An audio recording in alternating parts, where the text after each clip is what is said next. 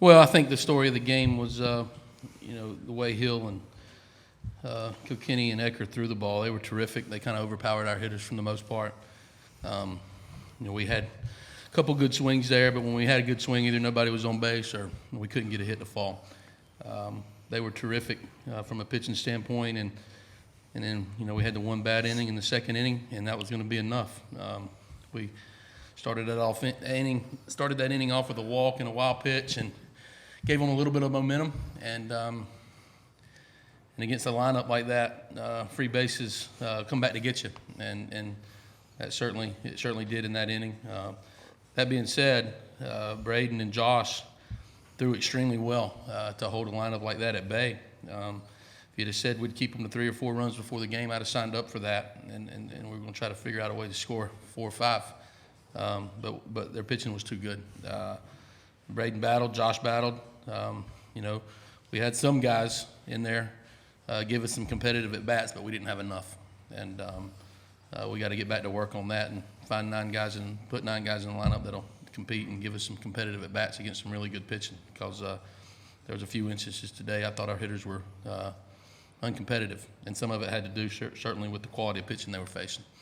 We'll go back home, get back to work, and see if we can correct the issues that were exposed of us down here in these 2 games. Our student athletes, Gene Cohn and Braden Webb. Questions for the players?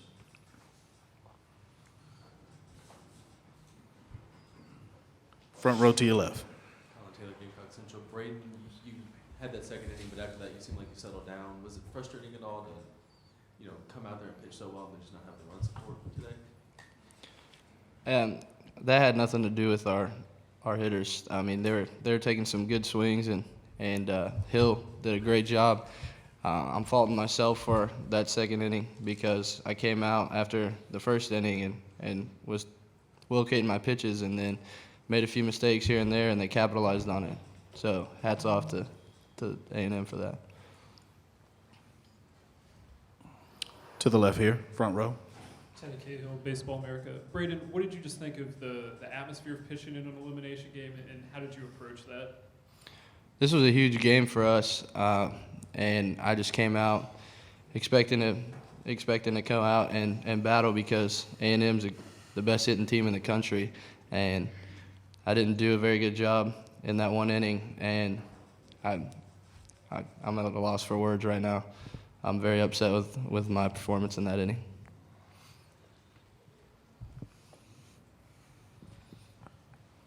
Matt Connolly with the state. Gene, just what is it about this, park in Hoover that's kind of giving you guys trouble since you've been here again?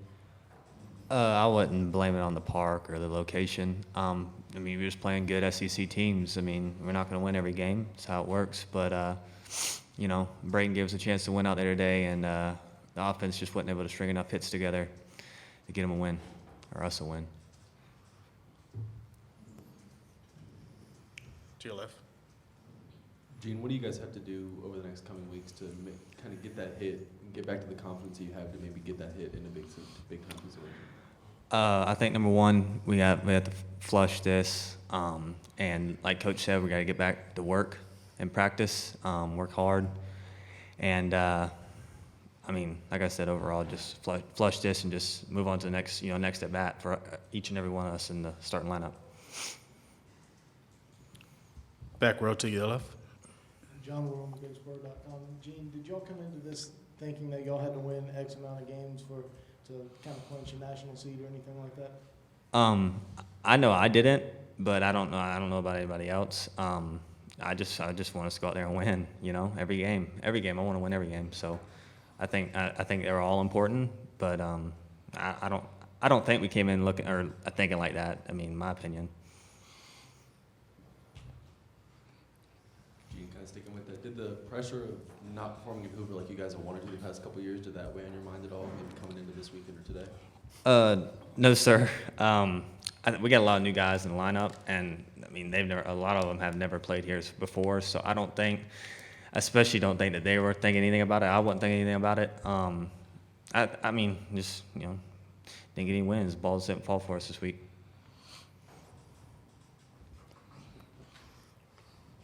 Braden, I know you said you weren't happy with the second inning, but what did you kind of do from that point forward to settle down and keep their hitters off balance? I mean, I just tried to battle each and every appearance, and after that inning, I felt like I settled in pretty well and started locating my curveball better, and I just got to work on my location and my changeup. Any more questions for the student athletes? Thank you, gentlemen. You guys can step down. Thanks.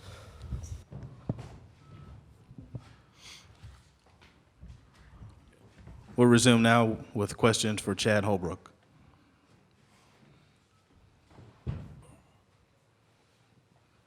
Right in the center, Coach. Matt Connolly with the state. Chad, you spoke about it a little bit, but just so many strikeouts at the bottom of the order. What can you do to kind of keep that from mix up the lineup, or what do you? Yeah, there's going to be some different options on the table. I can't sit here and we got to make contact, and especially left-handed hitters against right-handed pitchers, we have to move the ball, and I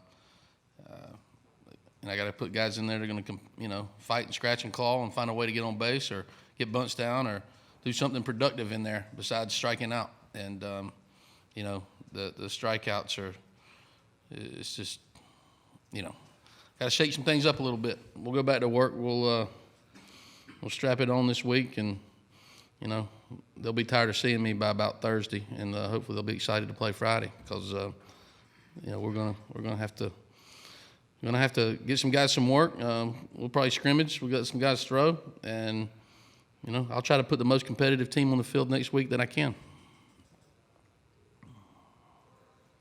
To the back here.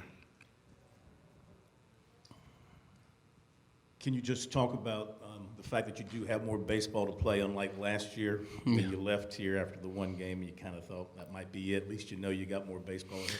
Well, we've played 57 games and we've won 42 of them, and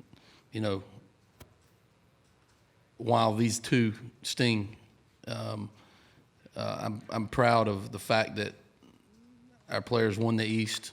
I read something the other day. It said something about South Carolina backed into the Eastern Division Championship. Let me tell you something. When you're in the same division with Vanderbilt and Florida, you don't back into anything if you finished ahead of them. I can assure you that. So, in regards to that, I'm proud of our team's accomplishments. It's certainly coming off a difficult season last year, but I'm not really necessarily happy with the way these two games unfolded, and the fact that come Sunday, everybody's 0-0. Everybody's 0-0. And we're 5-1 game winning streaks away from playing in the College World Series, just like everybody else. And so we need a great work of practice. And we'll probably go 2-a-days about 3 or 4 days in a row. And I'm going to make them as sick of me as I possibly can. And hopefully they'll be excited about seeing another opponent. Going to right here. You've had to suffer through this 8-game tournament losing streak as assistant coach and head coach, besides playing other good SEC teams. Any common denominator you can put your finger on? I don't know. I really don't. I'm at a loss for words when it comes to that. We've had great regular seasons. And we get here for some reason they're not and haven't played well. And, it's kind of, I don't know how to explain it. I think the biggest way and the best way to explain it is we've lost to some really good teams. We've been in some elimination games facing guys like Hill and Ecker. And that's not a good combination to have. You won't be in a tournament long when you're playing number one teams in the country on the second day here. And I think we played Vanderbilt one year, in the second game, and maybe had their ace out there, and played Florida one year in an elimination game. It's a tough league. It is a tough league, and I'm going to judge and gauge my guys on a 55-game regular season, not on a 2-game tournament here in Hoover. And while we can learn from what happened in these two, and we can try to improve in the next 7-8 days, it still doesn't make me any less proud of my team. I know you don't have a whole lot to say, but as far as the national seed goes, do you feel like your team is still somewhat in position, and do you think that the SEC, should get 5 national seeds? Well, I don't think. Here's what I don't think. I don't think the SEC should be penalized for being the best conference in college baseball. I don't think. That's just an opinion. I don't think national seeds should be spread out. And given. X conference should get this many, X conference should get this many, just to be fair. No, you give the 8 national seeds to the 8 best teams in college baseball. And but that being said, I'm sure toward the end of the week our RPI will be in the top 10, and when you're in the top 10, you're in the conversation. But a lot of times when my history or the history of the committee in the NCAA tournament, sometimes. Your performance in a conference tournament doesn't help you. It doesn't hurt you. It can help you. But then you got to give credit to teams like, LSU and Vanderbilt and other teams across the country that may play their way into the conversation. So that's just part of baseball, and that's just part of postseason play.